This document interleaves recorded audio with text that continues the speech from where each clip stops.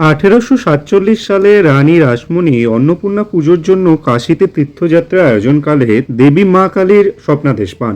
এরপর 1847 সালে গঙ্গা তীরে সমস্ত জমি বিক্রি করে রানীমা মন্দির নির্মাণের কাজ শুরু করেন।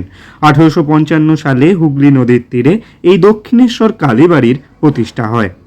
যদিও এই কাজে রামকৃষ্ণ পরমহংসদেবের দাদা শ্রী রামকুমার চট্টোপাধ্যায় রানীকে প্রভূত সাহায্য করেছিলেন, কারণ তিনিই ছিলেন এই মন্দিরের প্রথম এবং প্রধান পুরোহিত।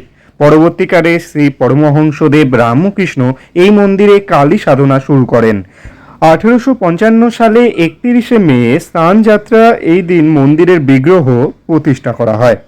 দক্ষিণেশ্বরে কালীবাড়ির মন্দির প্রতিষ্ঠা করতে প্রায় 8 বছরে 9 লক্ষ টাকা ব্যয় করা হয়েছিল।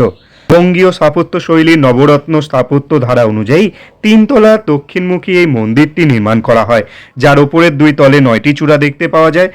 উত্তোলিত দালানের ওপর মন্দিরের গর্ভগৃহটি স্থাপিত করা হয়েছিল।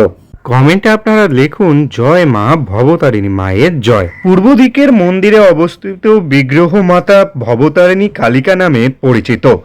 ভবতারিণী মায়ের মন্দিরের দালানটির উচ্চতা 100 ফুট ও 46 বর্গ ফুট প্রসারিত। মন্দিরের গর্ভগৃহে রূপ সহস্রদল পদ্মের ওপর মা ভবতারিণী শিবের বক্ষের ওপর অবস্থান করছে।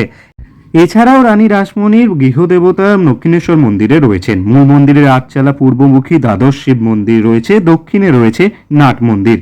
উত্তর পূর্ব দিকে রয়েছে রূপোর সিংহাসনে প্রায় 21 ইঞ্চির কৃষ্ণ ও 16 ইঞ্চির রাধা বিগ্রহ নিয়ে গড়ে উঠেছে রাধাকান্ত মন্দির। এখানে পরমহংসদেব রামকৃষ্ণ এবং মাতা সারদা মায়ের জন্য ঘর আছে। তো আপনারা যদি যান এগুলো দেখতে পাবেন। আর এখানে গেলে যেটা আপনারা মিস করলে চলবে না, গরম গরম হিঙের কচুরি আর তার সাথে ছোলার ডাল। এই ছোলার ডালের সাথে আপনাদের আলু তরকারিও দেয়, কিন্তু আপনারা যদি চান ছোলার ডালই খাবেন সেটা একটা অন্যরকম মাত্রা বহন করবে।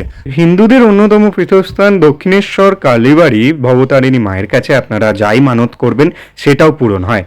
তো গরমকালে এসব খাবার পর তো অবশ্যই লস্যিও খেতে হয়। তো সবটাই আপনাদের দেখানো হলো এখানে। আর আপনারা কি করে যাবেন, এখানে মেট্রোর খুব ভালো ফেসিলিটি হয়ে গেছে দক্ষিণেশ্বরে, আপনারা যেতে পারেন। তাছাড়াও দক্ষিণেশ্বর বললে যে কেউ আপনারা চিনতে পারবেন। আর আমার ভিডিওটা যদি দেখে আপনাদের ভালো লাগে তাহলে চ্যানেলটা সাবস্ক্রাইব করে দেবেন।